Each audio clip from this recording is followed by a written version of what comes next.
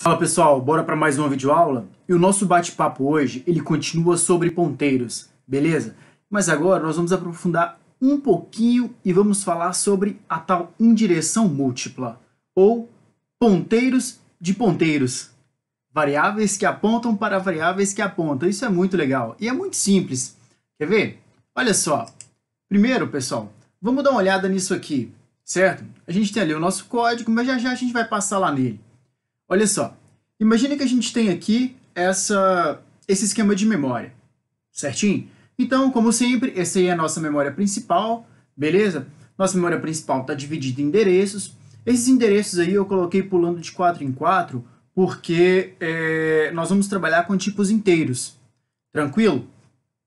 Agora, pensa comigo aqui, vamos dar uma olhadinha, foca aí nesse esquema. Olha só. Imagina aqui, pessoal, que nós vamos declarar algumas variáveis, certo? Então, nós vamos declarar aqui, por exemplo, ó, olha só, vamos deixar aqui, variável P, variável Q e variável A, nossa variável A. Ok, todas elas seriam inteiros, tá bom? Agora, ocorre o seguinte, eu vou falar que A recebe talvez 5. Então, eu vou vir aqui, ó, no conteúdo de A e vou colocar binário, binário, binário, até a gente ter lá, ó, 0, 0, 0, 0, 0, 1, 0, 1. Isso é o equivalente a 5, beleza? Então, A está valendo 5. Agora, uma outra coisa que eu vou fazer, e agora eu vou fazer o seguinte, ó, eu vou colocar aqui que o nosso P vai ser um ponteiro para inteiro, e aí eu vou fazer que o nosso P recebe o endereço de A. O que vai acontecer aqui agora, então, nesse momento? Bom, só dar uma consertada aqui. Beleza, P recebe o endereço de A. Quer dizer que P apontou para A. Concorda comigo que, nesse momento, o conteúdo de P vai ser... Qual que é o endereço de A? 014 em hexadecimal, tá? Então, eu sei que P aponta para A. Agora, tem mais um detalhe aqui importante que a gente consegue fazer. Na verdade, é um recurso que é puro e simples, tá? O que a gente vai fazer aqui agora? A gente vai fazer que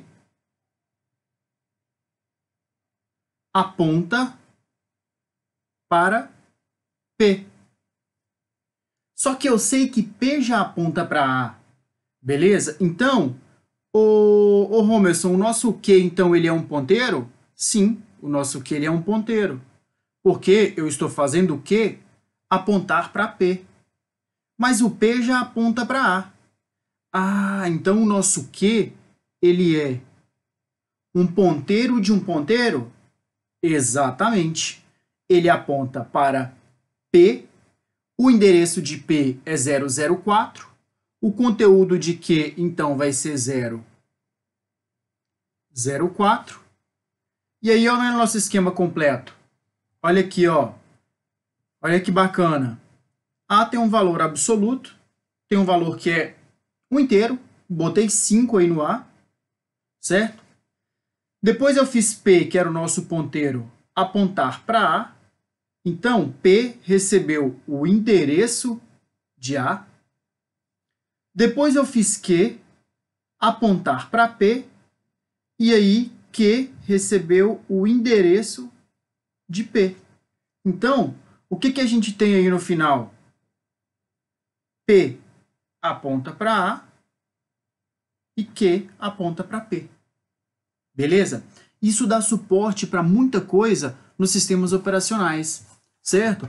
Porque quando nós estamos programando em mais baixo nível, mais próximo do hardware e das estruturas do sistema, às vezes é muito mais interessante para a gente saber onde estão as variáveis do que necessariamente o seu conteúdo, certo? E isso aqui, por exemplo, é um recurso que vai trabalhar junto com os modos de endereçamento do processador, certo? Como é que a gente busca dados na memória? Como é que a gente busca instruções? Como é que a gente armazena?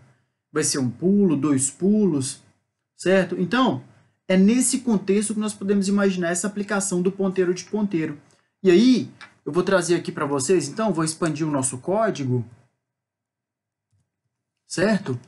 E aí é o seguinte, galera, olha só. Olha como é que tá aí, ó. Olha como é que tá esse código, puro e simples. Eu tenho uma declaração aí na... Deixa eu tirar aqui o prompt, beleza. Eu tenho uma declaração aqui na linha 10 de uma variável x inteira, uma variável p, que é um ponteiro, e uma variável q, que é um ponteiro de ponteiro, certo? E aí, o que nós vamos fazer no nosso código? Simplesmente pedir o usuário para digitar um número que vai para x, certinho? E aí a gente vai mostrar qual foi o número armazenado. Então, a gente vai fazer com que p aponte para x e q aponte para p. E por fim, a gente vai imprimir o valor de x, certo? Pegando por q, pelo ponteiro de ponteiro. Beleza? Vamos rodar isso e ver o que acontece? Olha só. Vamos lá, então. Só limpar aqui. Joia, já estou dentro de códigos. Então, vamos compilar.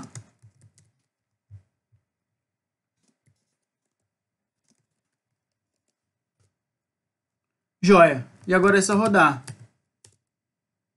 Ah, tá. Só um minutinho. Esse código estava no... Eu tinha feito com codificação UTF-8 para o Ubuntu. Então, eu vou dar um pause aqui e já já eu volto com o código sem esses caracteres especiais. Tá bom?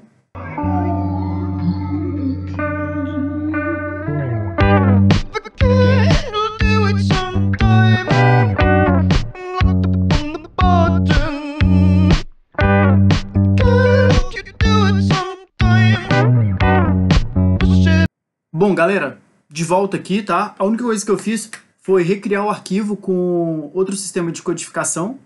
Botei o 1252. E aí, se você quiser saber como é que resolve esse tipo de problema, é só clicar no vídeo da configuração do Atom no GCC, tá?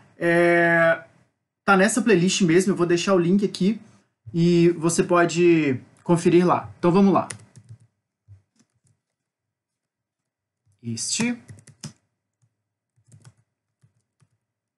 Perfeito. Vamos lá?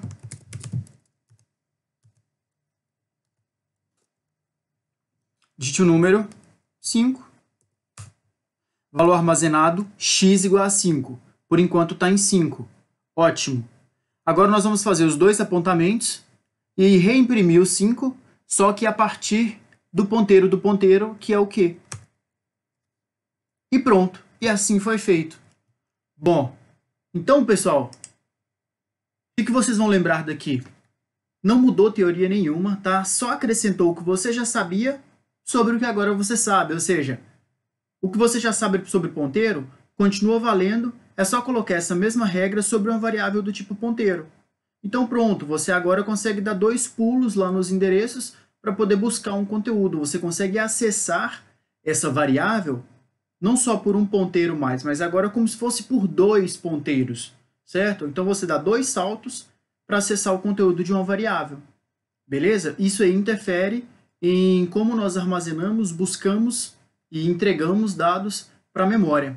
Tranquilo? Então, pessoal, por hoje é só e até a próxima videoaula.